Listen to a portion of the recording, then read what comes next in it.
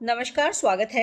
हम कर रहे हैं आचार्य रामचंद्र जी द्वारा संपादित भ्रमर गीत सार के पदों की व्याख्या। ये 21 से 70 तक की संख्या के पदों की व्याख्या हम कर रहे हैं। तो आइए आज आगे की व्याख्या देखते हैं। आज हम 26 संख्या में जो 26 नंबर पद है उससे आज व्याख्या प्रारंभ करेंगे। तो ये पद किसमें है? राग बिलावल में रचित है। क्या कहती हैं? ए अली कहा जोग में नीकू। ए अली, अली यानी किसको कह रही है? उद्धव को कह रही है। भ्रमर, यहाँ अली सखी को भी कहा जा सकता है, लेकिन क्योंकि उद्धव उनसे बात कर रहे हैं तो उद्धव के साथ वो निर्गुण और सगुण के बारे में बातचीत चल रही है। तो ए अली कि हे उद्धव, उद्धव को संबोधित किया है। कहा जोग में नीको, नीको यानी अच्छा या श्रेष्ठ, क्योंकि उद्धव उनसे क्या कह रहे हैं कि तुम योग के मार्ग को अपना लो, इस प्रेम मार्ग का त्याग कर दो, कृष्ण को भूल जाओ और निर्गुण निराकार परम ब्रह्म परमात्मा में अपना ध्यान लगाओ। तो वो कहती हैं कि हे उद्धव, कहा क्या है इस योग में अच्छा, इस योग में क्या ऐसा श्रेष्ठ है कि हम इसे अपना लें? क्या इसमें अच्छा है कि हम इस मार्ग पर चलें? तजी रस रीति नंद नंदन की सिखवत निर्गुण फीको, कि तजी त्याग दें रस की रीति यानी प्रेम के जो रीति है, यानी प्रेम मार्ग की परंपरा या उसकी रीति को त्याग कर नंद नंदन, नंद के पुत्र श्री कृष्ण, नंद, नंद के नंदन कौन है? श्री कृष्ण है। तो श्री कृष्ण की, तो यहाँ पर वो क्या कह रही हैं कि हम किसका त्याग कर दें? हम कृष्ण के प्रति हमारे मन में जो प्रेम का भाव है उसका हम त्याग कर दें और निर्गुण किसको सीख लें? निर्गुण निराकार ब्रह्म के परमात्मा को अपनाने के मार्ग पर चल पड़े, जो कि कैसा है? फीको है, यानी जो फीका है, जो केवल उस साधना को हम क्यों अपनाएं? यहाँ पर वो यही प्रश्न करती हैं कि हम इस प्रेममयी भक्ति, जो हम कृष्ण के प्रति हमारे मन में प्रेम की भक्ति है, उसको तो त्याग कर दें और क्या सीख लें? तुम्हारे निर्गुण निराकार रसहीन इस फीके मार्ग को हम क्यों अपनाएं? देखत सुनत नाहि कछु श्रवणनी, ज्योति ज्योति करी ध्यावत, कि तुम्हारा जो निर्गुण निराकार ब्रह्म का मार्ग है वो ना तो दिखाई देता है, ना सुनत है, ना ही कुछ श्रवणनी यानी ना ही को कुछ कानों में मधुर ध्वनि उसकी सुनाई देती है, जबकि प्रेम मार्ग में क्या है? कृष्ण की मधुर बांसुरी सुनाई देती है। तो यहाँ पर वो कहते हैं कि ना ही तो कुछ देखने को है, ना ही कुछ कानों से सुनने को है, केवल ज्योति ज्योति करी ध्यावत, कि केवल ज्योति में ज्योति का ध्यान करते रहे, यानी ज्योति में ज्योति समाई हुई है, उसी को ध्यावत, उसी को ढूंढते रहो, उसी में ध्यान लगाते रहो। परंतु वो क्या कहती हैं? हमारे लिए सुंदर श्याम दयालु कृपा निधि कैसे हो विसरावत, हो यानी हम कैसे विसरा दे, विसरावत यानी भुला दे। प्रश्न कर रही हैं, प्रश्नात्मक शैली का प्रयोग किया गया है कि तुम्हारे इस निर्गुण निराकार नीरस योग मार्ग पर हम कैसे आगे बढ़ें, यानी इसको तो हम अपना लें और हमारे सुंदर सलोने श्याम सुंदर जो दयालु हैं, कृपा के सागर हैं, उनको हम बिसरा दें। कैसे भूल सकती हैं? सुनी रसाल मुरली सुर की, धुनी सोई कौतुक रस भूले। गोपियां आगे कहती हैं कि जो सुन लेता है रसाल रस से युक्त मुरली, मुरली की सुर यानी मुरली की तान सुनी हो, वह उस सोई, सोई यानी वही, कौतुक, कौतुक से अभिप्राय क्या है? आनंद, उस आनंद को कोई भुला नहीं सकता, कोई भूल नहीं सकता। जो कृष्ण की मधुर मुरली के सुंदर तान को सुन लेता है, उस आनंद, उससे जो आनंद प्राप्त होता है, उस रस को कोई भूल नहीं सकता। अपनी भुजा गरीब पर मेले, ग्रीव यानी गले पर, अपनी भुजा, कृष्ण क्या करते हैं? अपनी बाह को गोपियों के गले पर रखते हैं और गोपिन के सुख फूले, और उससे क्या होता है? जैसे ही कृष्ण अपनी बाहें गोपियों के गले में डालते हैं तो उन्हें आनंद मिलता है और उस सुख, वो सुख में आनंदित हो जाती हैं। फूले यानी उत्पन्न होता है या आनंद से विभोर हो उठती हैं। लोक कानीन कुल को ब्रह्म प्रभु मिली मिली के घर बन खेली, यानी लोक लाज को त्याग कर, अपने कुल मर्यादा को भूल कर, भ्रम यानी भूलना, लोक लाज अपनी कुल मर्यादा को भूलकर प्रभु से मिलने के लिए घर बन खेली। घर को छोड़कर कहाँ चली जाती हैं हम? वन में चली जाती हैं। वन में जाकर उनके साथ अनेक क्रीड़ाएं करती है। अब तुम सूर सुखावन सखावन आए जोग जहर की बेली, कि अब सूरदास जी कहते हैं कि अब तुम यहाँ पर हमारे सामने योग रूपी रस की जहर यानी जहर की या विष की, योग रूपी विष, योग को क्या कहा है? विष कहा है। उसकी बेली यानी बेल को लेकर आ गए और उसका रस पीने के लिए कह रही हो। यहाँ वो कहते हैं कि हम तो प्रेम अमृत का स्वाद चख चुकी हैं। प्रेम, जो कृष्ण से प्रेम करती हैं वो उनको कैसा लगता है? अमृत के समान लगता है। तो उसके सामने तुम हमें योग रूपी विष लेकर हमारे सामने क्यों आ गए हो? तो यहाँ पर जो इन्होंने योग जहर की बेली यानी योग को क्या कहा है? विषैली लता कहा है। तो कौन सा अलंकार है? रूपक अलंकार का प्रयोग यहाँ पर किया गया है। इसके साथ साथ विरह की सुंदर अभिव्यक्ति यहाँ पर हुई है। कृष्ण की बांसुरी, उनका प्रेम पूर्ण व्यवहार उनको यहाँ पर याद आ रहा है, तो स्मृति चित्रण भी है। और इसके साथ साथ वो प्रश्न कर रही हैं, तो कौन सी शैली है? प्रश्नात्मक शैली का प्रयोग यहाँ राग बिलावल के माध्यम से किया गया है। तो अगर सार रूप में हम देखें तो यहाँ गोपियां उद्धव से कहती हैं कि वो श्री कृष्ण के रूप, गुण, प्रेम और बांसुरी की मधुरता का अनुभव कर चुकी है और इतना आनंद प्राप्त करने के बाद निर्गुण योग जो कि नीरस है और किसके समान है? जहर के समान है, विष के समान उन्हें प्रतीत होता है। इसलिए वो कृष्ण भक्ति को छोड़कर योग मार्ग को कभी स्वीकार नहीं कर सकती।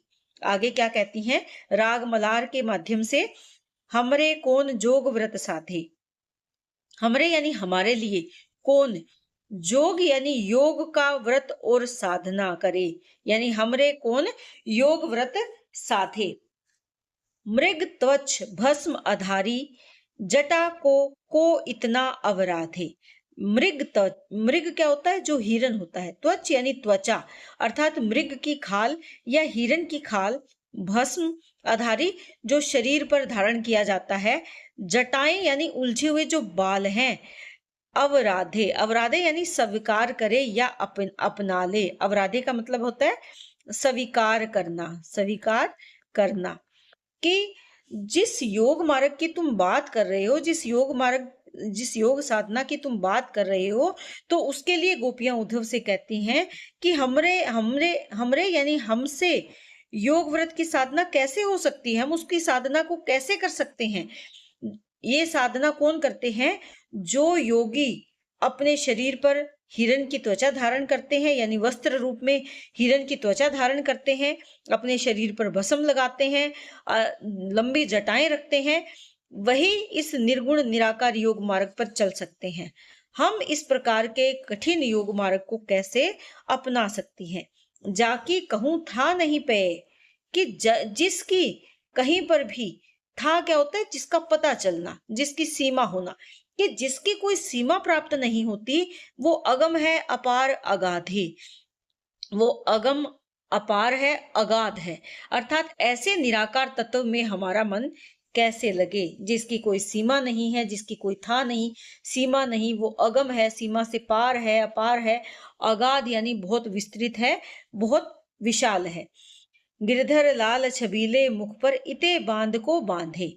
इसके विपरीत वो कहती हैं कि हमारा मन तो किस पर रम गया है?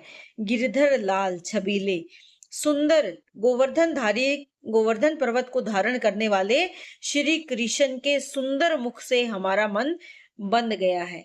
हमारा मन तो उनके सुंदर मनोहर मुख से बंधा हुआ है। आसन पवन विभूति मृगछाला ध्याननी को अवराधे। और जब हम उनके सुंदर रूप माधुर्य से बंध गई हैं, तो किसी और साधना जिसमें आसन लगाना पड़ता है, जिसमें प्राणायाम करना पड़ता है, यानी पवन यानी प्राणायाम करना पड़ता है, जिसमें विभूति यानी भस्म लगानी पड़ती है, और अपने वस्त्र पर मृग के छाल के वस्त्र पहनने पड़ते हैं, मृग की चमड़ी के वस्त्र पहनने पड़ते हैं, ये और ध्यान लगाकर उसको प्राप्त किया जाता है। तो ये मार्ग बहुत कठिन मार्ग है। हमारा मार्ग कौन सा है? हम तो प्रेम भक्ति के मार्ग पर चल पड़ी हैं, तो इस इतने कठोर मार्ग पर चलना हमारे बस की बात नहीं है। इसे हम कैसे प्राप्त कर सकते हैं? सूरदास मानिक पहिरे परिहरी के राख गांठ को बांधे। सूरदास जी कहते हैं कि गोपियां यहाँ पर कहती है कि जिसने माणिक पहन लिया है, यानी बहुमूल्य माणिक्य या रत्न जिसको कहेंगे धारण कर लिया है, वो राख की गांठ को कैसे धारण कर लेगी। तो यहाँ पर माणिक की तुलना या रत्न किसको कहा गया है, श्री कृष्ण के प्रेम भक्ति को कहा गया है। और राख की गांठ कौन है, जो योग मार्ग है या जोग मार्ग है। क्यों उस पर शरीर पर भस्म लगाया जाता है, राख लपेटी जाती है। तो यहाँ पर गोपियां कहती हैं कि जिन्होंने सुंदर सगुण प्रेम से युक्त माणिक्य के समान अमूल्य यानी रत्न के समान अमूल्य श्री कृष्ण की भक्ति को प्राप्त कर लिया है, वो निर्गुण योग साधना जो कैसी है, राख के समान अर्थात तुच्छ प्रतीत होती है, तो उस साधना को वो कैसे प्राप्त कर सकती है या उस मार्ग पर वो कैसे जा सकती है। तो यहाँ पर संपूर्ण पद में हम देख रहे हैं कि क्या है, प्रश्न किए गए हैं उद्धव के सामने, तो प्रश्नोक्ति अलंकार यहाँ पर रहेगा। इसके साथ साथ माणिक्य और राख की तुलना की गई है यहाँ, तो यहाँ कौन सा है, उपमा और दृष्टांत अलंकार का प्रयोग किया गया है। सगुण कृष्ण भक्ति को श्रेष्ठ दिखाया गया है योग भक्ति से।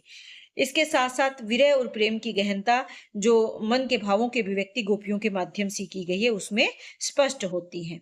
आगे क्या कहते हैं, राग धनाक्षरी के माध्यम से हम तो दुहु भांति फल पायो। यहाँ पर गोपियां उद्धव से कहती हैं दुहु भांति यानी दोनों प्रकार से, कि हम तो दोनों प्रकार से फल पायो, फल प्राप्त कर लिया, यानी लाभ ही प्राप्त हुआ है। को ब्रजनाथ मिले को नीको, ना तरु जग जस गायो। यदि हमारे यदि हमारे ब्रजनाथ श्री कृष्ण मिले तो नीको, अगर वो हमें फिर से मिल जाएं तो नीको का मतलब क्या है, अच्छा है, यानी इससे अच्छा तो कुछ हो ही नहीं सकता कि हमारे कृष्ण हमें आकर दोबारा से मिल जाए, इससे बढ़कर सुख तो कोई हो ही नहीं सकता। और ना तरु, अगर वो ना भी मिले तो भी जग जस गायो, तो भी संसार में हमारे प्रेम और भक्ति के यश गाया जा रहा है, यानी हमारे प्रेम और भक्ति की चर्चा इस संसार में, जग यानी संसार में हो रही है। कि अगर वो मिल गए तो अच्छी बात है, नहीं भी मिले तो हमारे प्रेम भक्ति का जो यशोगान है वो सारे जगत में हो रहा है, संसार में हो रहा है। कह वे गोकुल की गोपी सब बरन हीन लघु जाति, वे कहती हैं कि हम तो वे गोकुल की गोपियां हैं, गोकुल की ग्वालिने हैं, जिनको समाज में कोई विशेष प्रतिष्ठा नहीं थी, यानी सब वर्णहीन और लघु जाति से संबंध रखती हैं। कहें वे कमला के स्वामी संग मिल बैठी एक पांति, परंतु आज वही गोपियां कमला यानी लक्ष्मी के स्वामी श्री कृष्ण के साथ मिल के बैठी हैं एक ही पंक्ति में। अर्थात हम तो वो गोपियां हैं गोकुल की जिनको कोई विशेष मान सम्मान या पहचान नहीं थी, ना ही हमारी कोई विशेष वर्ण था, ना ही हम किसी विशेष जाति से पहचानी जाती थी, लेकिन हमारे प्रेम मार्ग के कारण, हमारी प्रेम भक्ति के कारण हमें इतना मान सम्मान मिला कि आज हम वही गोपियां लक्ष्मीपति श्री कृष्ण के साथ बैठने और उनसे प्रेम करने का सौभाग्य हमें प्राप्त हुआ है। निगम ध्यान मुनि ज्ञान अगोचर, ते भय घोष निवासी। यहाँ पर गोपियां कहती हैं कि जिस परमात्मा को निगम यानी वेदों के ध्यान के माध्यम से मुनि या ज्ञानी जन के ध्यान द्वारा ही कठिनाई, जो अगोचर है, जो दिखाई नहीं दे रहा, उसे कठिनाई से प्राप्त किया जाता है। कैसे प्राप्त किया जाता है, या तो वेदों के द्वारा अध्ययन करके, या मुनि या जो ज्ञानी जन है उनके द्वारा बताए हुए मार्ग पर चलकर ही उस अगोचर को प्राप्त किया जाता है। ते भय घोष निवासी, वे स्वयं जिसको प्राप्त करने के लिए निगमों का, वेदों का, पुराणों का अध्ययन करना पड़ता है, मुनिजन ध्यान लगाकर उस निर्गुण निराकार परमात्मा को ढूंढने का प्रयास करते हैं, ते भय वो हो गए हैं घोष निवासी, हमारे ही गोकुल के बीच में आकर वो बस गए हैं, यानी हमारे प्रेम के कारण वो स्वयं गोकुल में आकर रहने लगे हैं। ता ऊपर अब सांच कहो, धो मुक्ति कौन की दासी। वे गर्व से कहते हैं कि हम सत्य कह रही हैं, हम उन ता ऊपर यानी अब सांच कहो, कि अब इसके ऊपर भी हम साच यानी सत्य, धो मुक्ति कौन की दासी की, अब कौन मुक्ति यानी मोक्ष, दासी का अभिप्राय क्या है, सेविका। कि यहाँ पर वो क्या कहना चाहती है कि हमें तो कृष्ण का सानिध्य प्राप्त हो चुका है, मुक्ति तो हमारे लिए कैसी है, दासी के समान है। अर्थात कृष्ण प्रेम मोक्ष से कहीं ज्यादा श्रेष्ठ है। हम मुक्ति तो पाना ही नहीं चाहती, अगर हम उस मुक्ति को पाना चाहे तो वो तो हमारी दासी के समान है। धो मुक्ति कौन की दासी, कि यहाँ वो कहते हैं कि जिस मुक्ति मार्ग को प्राप्त करने के लिए, जिस निर्गुण निराकार परमात्मा को प्राप्त करने के लिए वेदों का अध्ययन किया जाता है, मुनिजन वर्षों वर्षों तक कठोर तपस्याएं करते हैं, वो तो हमारे गोकुल में आकर हमारे साथ रहते हैं, हमसे प्रेम का भाव रखते हैं। अब हम सत्य कहते हैं कि हमें किसी मुक्ति की कोई कामना नहीं, वो मुक्ति तो हमारे लिए दासी के समान है। जोग कथा पा लोगों उधो ना कहूं बारंबार, वे उद्धव से आग्रह करती हैं कि अब योग की कथा हे उद्धव ना कहूं बारंबार, कि बार बार इस बारे में हमसे बात ना करो। किसकी बारे में, हे उद्धव हमें योग की कथा को तुम बार बार ना सुनाओ। सूर श्याम तजी और भजे जो, ताकि जननी छार। वो कहती हैं गोपियां, सूरदास जी कहते हैं कि गोपियां उद्धव से दृढ़ता से कहती हैं कि जो श्याम तजी, जो कृष्ण को छोड़कर और भजे किसी अन्य की भक्ति करता है, ताकि जननी छार, वह क्या है, वह अत्यंत मूर्ख है। यानी कहने का भाव यहाँ पर क्या है, गोपियां कहती हैं कि जो कृष्ण भक्ति को छोड़कर किसी अन्य परमात्मा का भजन करता है या ध्यान लगाता है, उसका जन्म राख छार यानी राख के समान व्यर्थ है, बेकार है। तो यहाँ इस पद में अनन्य भक्ति की प्रकाष्ठा दिखाई दे रही है, यानी उनके मन में अनन्य भाव है श्री कृष्ण के प्रति। इसके साथ साथ मुक्ति को उन्होंने क्या कहा है, दासी कहा है। तो ये अतिशोक्ति अलंकार यहाँ पर प्रयोग हुआ है। सगुण भक्ति निर्गुण भक्ति से कहीं ज्यादा श्रेष्ठ रूप में प्रतिपादित की गई है। इसके साथ साथ ब्रज भाषा और मधुर भावपूर्ण अभिव्यक्ति यहाँ पर ब्रज भाषा के माध्यम से गोपियों के भावों की गई है।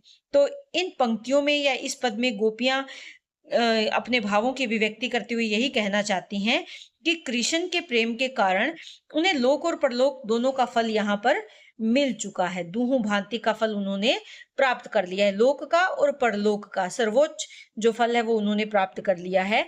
वो ये बताना चाहते हैं कि जिस परमात्मा को प्राप्त करने के लिए वेद मुनि जो ऋषि हैं, मुनि हैं, वो वेदों का अध्ययन करते हैं, ज्ञान प्राप्त करके उस परमात्मा को प्राप्त करते हैं, वो स्वयं उनके बीच में आकर गोकुल में वास करते हैं। इसीलिए उनके लिए तो मुक्ति भी दासी के समान है, अर्थात मुक्ति भी बहुत तुच्छ है।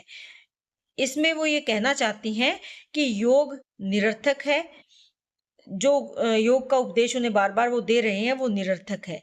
तो कृष्ण प्रेम ही उनका क्या है, परम धन है, जिसको छोड़कर वो किसी अन्य मार्ग को नहीं अपनाना चाहती। आगे क्या कहती हैं, राग कान्हरों में पूर्णता इन नयनन पूरी, पूर्णता यानी पूर्ण संतोष है या पूर्ण तृप्ति है इन नयनों यानी नेत्रों में। तुम जो कहत श्रवणनी सुनी समझुद, श्रवणनी यानी कानों से सुनकर समझ रहे हैं, ये यही दुख मरती बिसूरी, बिसूरी का मतलब विलाप करती हुई, दुखी होकर। तो यहाँ पर गोपियां क्या कहती हैं उद्धव से कि हमारे जो नेत्र हैं वो तो कृष्ण के दर्शनों से ही क्या हो गए हैं, तृप्त हो गए हैं। पूर्णता इन नयनन पूरी, यानी इन नेत्रों ने, इन नयनों ने पूर्णता प्राप्त कर ली है, यानी तृप्त हो गए हैं। कैसे तृप्त हो गए हैं, श्री कृष्ण के दर्शन करने से ही तृप्त हो चुके हैं। तुम जो कह रहे हो श्रवणनी, सुनने के लिए, समझने के लिए, वो कहते हैं कि जिस निर्गुण ब्रह्म की बातें तुम सुनाते हो उन्हें हम सुन तो लेती हैं, समझ भी लेती हैं, लेकिन ये यही दुख मरती बिसूरी। लेकिन वो कहते हैं कि उन बातों को सुनकर हमारे हृदय में दुख और ज्यादा बढ़ जाता है, यानी दुख का भाव और ज्यादा बढ़ जाता है। बिसूरी यानी विलाप करती हैं दुखी होकर। तुम्हारी बातें सुनकर हमारा जो हृदय है वो विलाप करने लगता है या दुखी हो जाता है। क्यों? क्योंकि तुम हमें क्या कहते हो, क्या सुना रहे हो? तुम हमें योग की बातें बता रहे हो, जबकि इस मार्ग पर चलकर या इस मार्ग पर जाने की बात सोचकर ही हमारा मन दुखी हो जाता है। हरि अंतर्यामी सब जानत। जो हमारे हरि हैं, कृष्ण है, वो क्या है? अंतर्यामी है, सब जानते हैं। बुद्धि विचारत बचन समूरी। कि बुद्धि बुद्धि विचारत कहने का भाव यहाँ पर क्या है कि वो हमारे मन की सारी बातें जानते हैं। इसीलिए विचार करना, विचारत से अभिप्राय यहाँ पर क्या है कि विचार करना, वो अपनी बुद्धि से विचार करो। यहाँ पर किस पर विचार करो? वचन समूरी, अपने समूचे वचनों पर तुम विचार करो, अपनी बुद्धि से तुम विचार करो कि हरि तो अंतर्यामी है, वो हमारे सब भावों को जानते हैं। फिर उन्होंने तुम्हें यहाँ योग की बात या योग का संदेश देकर कैसे भेज दिया? वे रस रूप रतन सागर निधि, क्यों मनि पाए खवावत धूरी। कि वे तो रस रूप रत्नों से सागर, रत्नों के सागर हैं, यानी वो ये बात जानते हैं कि वो तो रस यानी आनंद से युक्त हैं, रूपवान है, और ऐसे निधि, ऐसे सागर हैं जो रत्न से युक्त है, यानी उनकी प्रेम भक्ति तो उस आनंददायक निधि यानी सागर के समान, एक खजाने के समान है। क्यों नहीं पाए, कि क्यों नहीं खवावत धूरी। धूरी का मतलब होता है धूल। तो यहाँ पर वो क्या कहना चाहते हैं कि वो फिर हमें यहाँ निर्गुण योग रूपी जो धूल है वो क्यों खाने को कहेंगे? गोपियां यहाँ तर्क देती हुई अपने विचार रखती हैं कि कृष्ण तो स्वयं रस, सौंदर्य और गुणों के अथाह अमूल्य सागर है। अमूल्य निधि यानी निधि का अभिप्राय क्या है? धन जिसको कहेंगे, यानी अमूल्य धन से युक्त है। तो वो इन रत्नों को छोड़कर धूल खाने की पाए खवावत धूरी, धूरी यानी धूल खाने की सलाह क्यों देंगे? तो यहाँ कृष्ण प्रेम को रत्न और निर्गुण योग को क्या कहा गया है? धूल कहा गया है।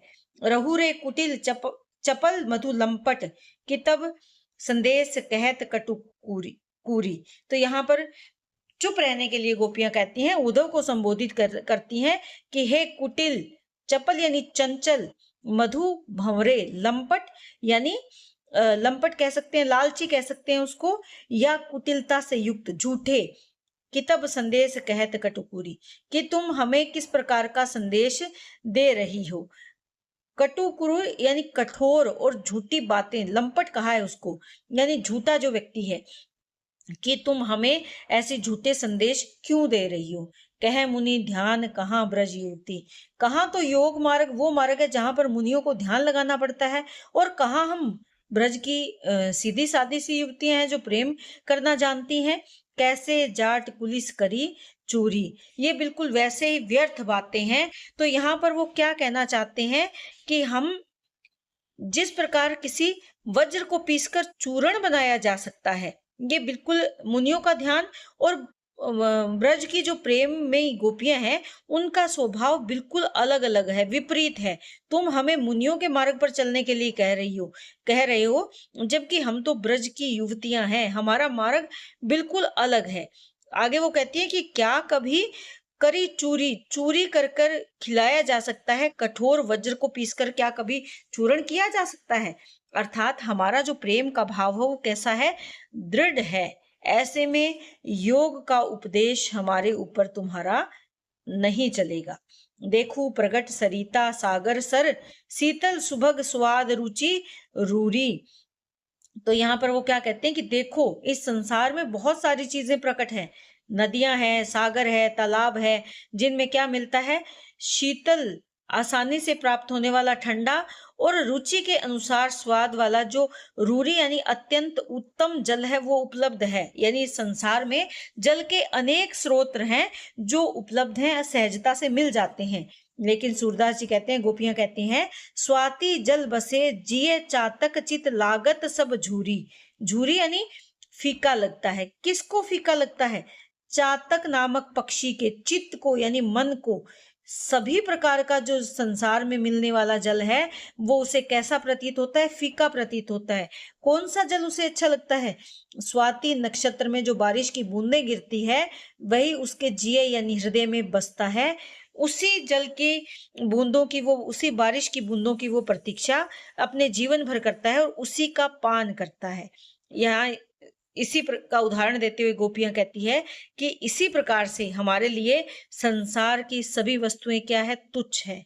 हमारा चित्त किसमें उलझा हुआ है? किसमें लगा हुआ है? हमारा चित्त श्री कृष्ण के प्रेम में लगा हुआ है। तो यहाँ चातक और स्वाति बूंद का उदाहरण जो दिया गया है, यहाँ कौन सा अलंकार है? उपमा अलंकार का प्रयोग किया गया है। कृष्ण को क्या कहा गया है? रूप, रस रूप रतन सागर निधि। कृष्ण को क्या कहा है? रस रूप सागर, रतन सागर निधि। तो यहाँ पर रूपक अलंकार है। इसके साथ साथ भंवरे को कुटिल, चपल, लंपट कहा गया है। तो व्यंग्यात्मक तरीके से उनको ये भाव कहकर कि तब ये जो पंक्ति यहाँ पर आई है, रे कुटिल चपल मधु लंपट कितब, तो यहाँ पर व्यंग्यात्मक शैली का प्रयोग किया गया है। आगे देखते हैं। राग धनाक्षरी में हमते हरि कभू न उदास। यहाँ पर हमते यानी हमसे, हरि कौन है? श्री कृष्ण है। कभू न कभी भी नहीं, उदास का मतलब होता है उदासीन होना या विमुख होना। गोपियां उद्धव को कहती हैं कि हरि हमसे कभी भी विमुख नहीं हो सकते।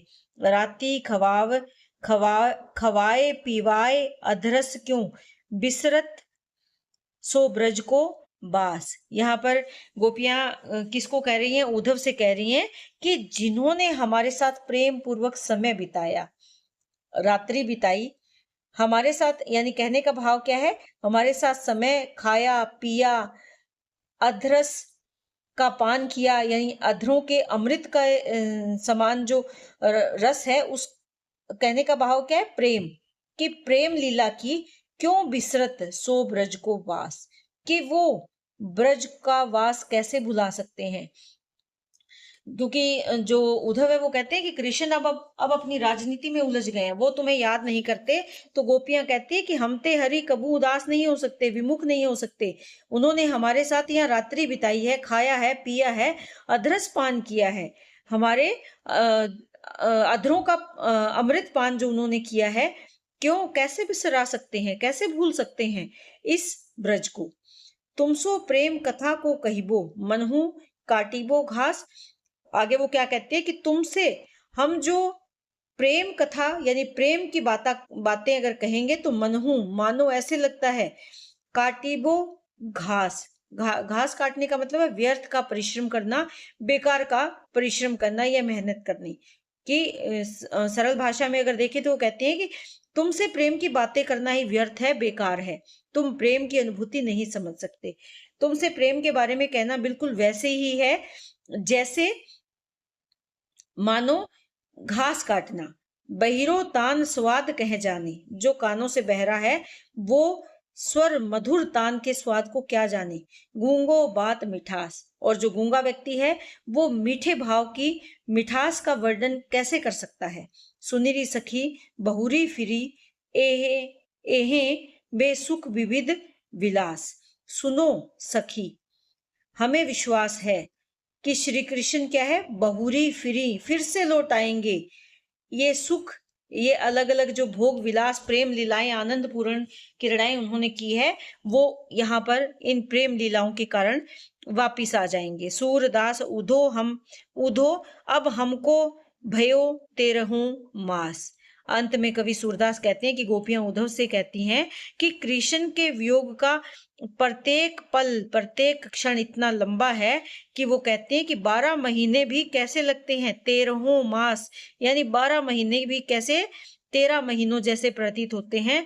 अर्थात हमारे जो विरह का समय है वो अत्यंत लंबा हमें प्रतीत हो रहा है, यानी 12 महीनों से भी अधिक प्रतीत हो रहा है। तो यहाँ पर दृष्टांत अलंकार का प्रयोग है। बहरे को संगीत का आनंद नहीं प्राप्त होता, जो गूंगा व्यक्ति है वो मिठास के भाव को अभिव्यक्त नहीं कर सकता। इसके साथ साथ गोपियों के विरह भाव की अभिव्यक्ति की गई है।